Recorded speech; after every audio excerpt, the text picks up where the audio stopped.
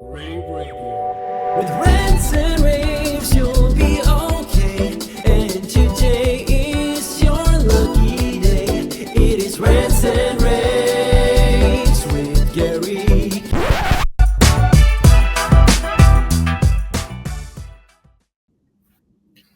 Hey everyone, it's time for another takeover of what is regularly Gary K's Rants and Raves videocast. I'm joined this time by Eric Krapf, General Manager and Program Chair of Enterprise Connect. Thank you so much for being here, Eric. Thanks so much for having me, Steph. Of course, I am so looking forward to this show. It's one of my favorite ones to attend each year.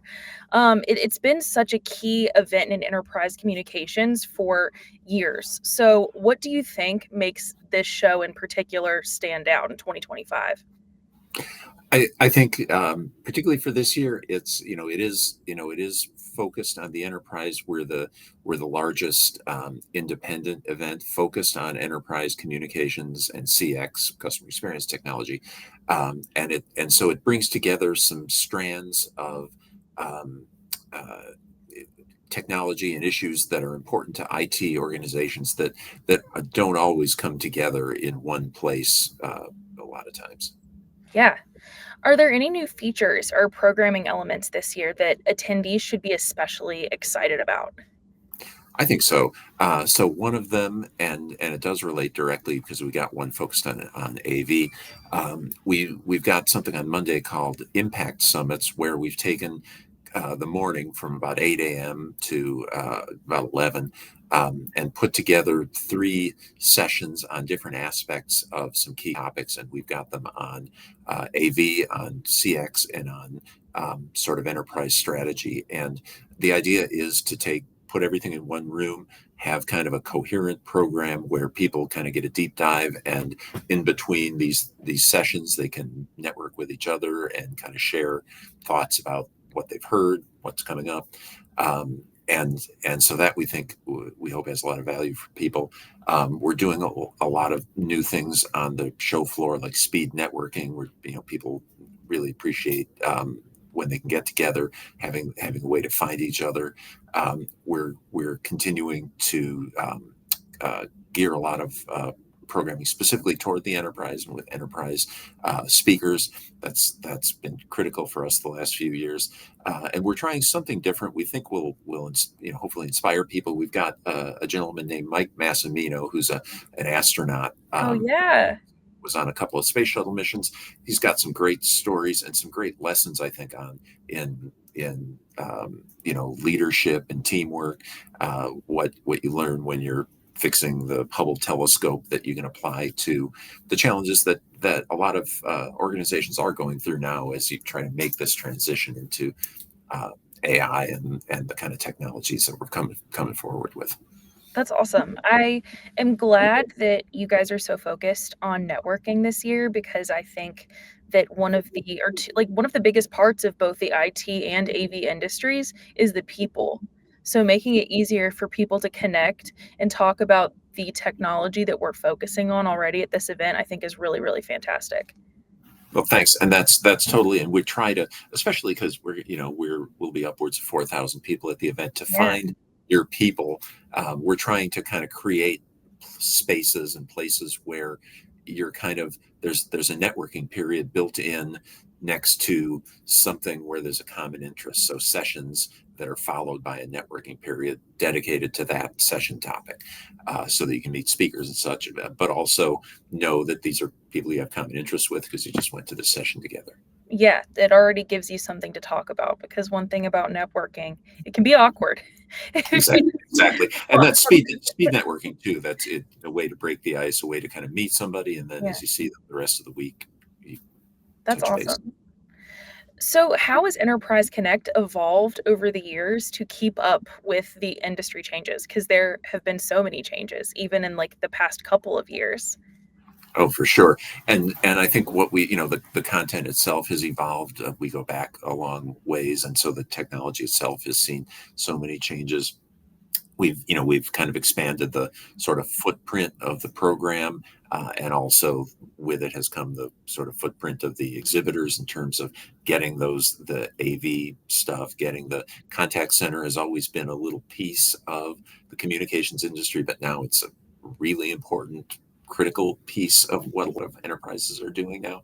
So building up those components of it more, and also just especially in the last couple of years, really building up the number of sessions that we have enterprise, case studies, enterprise people telling their stories, sharing what they've learned, what they're working on, and that's another big emphasis this year.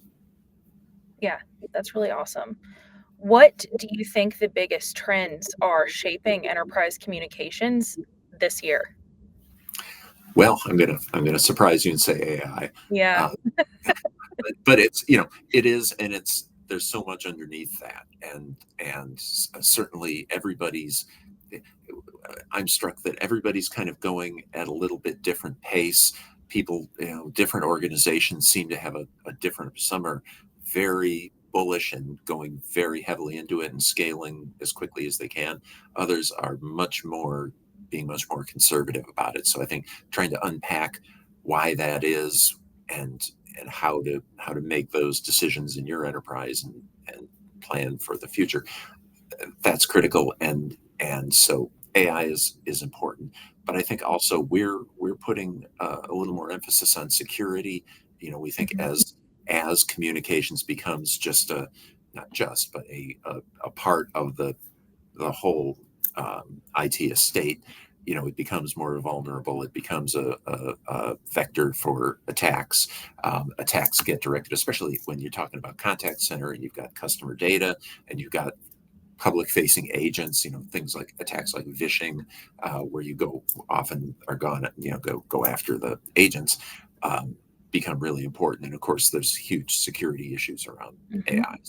So that's important. And then I think too, video and AV is a critical thing for us, because what we're hearing from a lot of our enterprise uh, contacts is that they really kind of hit now a technology refresh cycle, and we're 5 years out from the pandemic and from when things were Mhm. changed out the last time, and you're getting some of these capabilities, and now you've got, like, it looks like maybe a serious return to office happening even more so. Yeah, Those are things that I know are on our attendees' minds.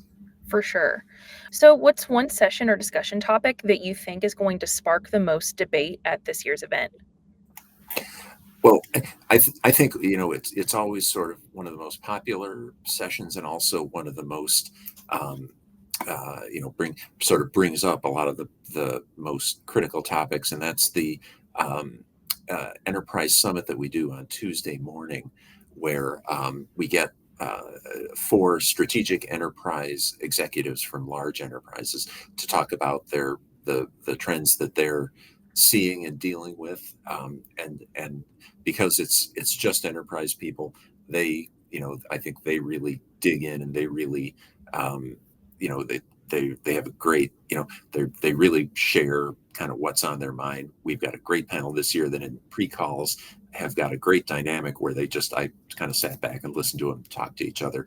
We got a gentleman from Yum Brands, a gentleman from Avery Dennison, one from AAA Northeast, and then one from Werner, which is a large U.S. based trucking company. So these are folks who are very they've got strong opinions, and uh, I think really are interested in expressing themselves. So I think we'll hear a lot of I hope, real talk, and kind of something that people can respond to. Yeah. So, this is kind of like my curveball question that I told you I was probably going to ask you. So, if you could go back in time and go back to the first ever Enterprise Connect, what would surprise you the most about how the industry has changed since then? Well, it's amazing, because the first Enterprise Connect it's been around for more than 30 years, and Yeah. that was the interruption for the pandemic. So it goes back to 1990, and it was started out. It wasn't called Enterprise Connect. It was called PBX in the 90s, and it was a show just about PBXs, about telephone switches. So I think it's kind of like almost everything would surprise me in that Yeah. in the 1990s. technology, that was pre-internet. I mean, there was actually some internet, Yeah, work, yeah. but before the commercialization of the internet. And I think if somebody else was really smart back then, they would have said, well, probably things are going to an internet model, and maybe there'll be some um, packet-based networking that things run on. And there was even there was machine learning back then too, in a very Right. much more primitive sense. So somebody might have been able to say, machine learning may have made certain advances, but I think really that what would be surprising would be just the just the most part, just the way, just the nature of communications, just the way that it is. If you think about it, back then people picked up a telephone and called somebody else on the telephone, and that was really it. That was about the way that if you were dealing with people across distances, there was, again, very expensive video systems at that time that were not widely deployed. Email wasn't ubiquitous. So I think just the fact that you when you want to talk to somebody now, Mhm. you can, you don't need to go find a big book with a number. Yeah.